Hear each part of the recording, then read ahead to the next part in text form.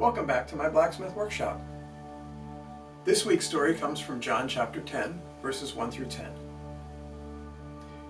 In these verses, Jesus says, "Truly I tell you, anyone who enters the sheepfold," sheepfold is a fenced-in, protected area of safety for the sheep, "enters the sheepfold not by the gate, but climbs in some other way, is a thief and a bandit. The one who enters by the gate is the shepherd. The sheep follow him because they know his voice. They will not follow the stranger because they do not know that voice." The people who heard this story were a bit confused. So Jesus went on to explain, "I am the gate.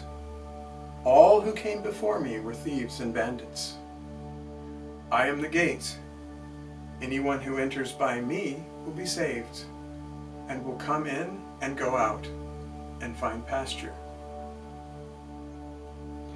It's interesting that this story has Jesus be the gate.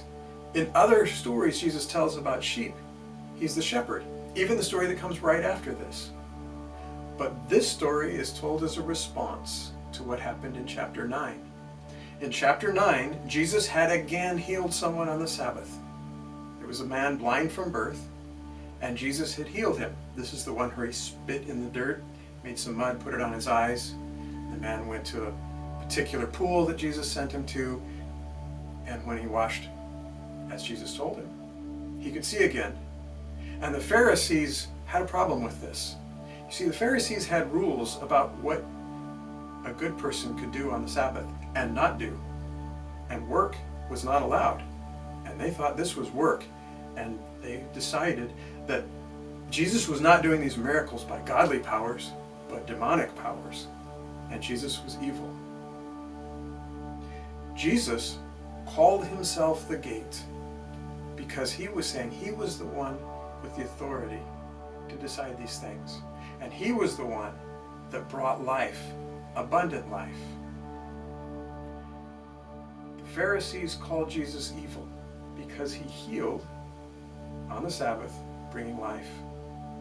Jesus called the Pharisees thieves and bandits because they invented rules that stole life from the Sabbath instead of bringing it. Easter says Jesus was right. Listen for his voice and live the abundant life he has promised. Well, we're getting closer to having a branch and some leaves.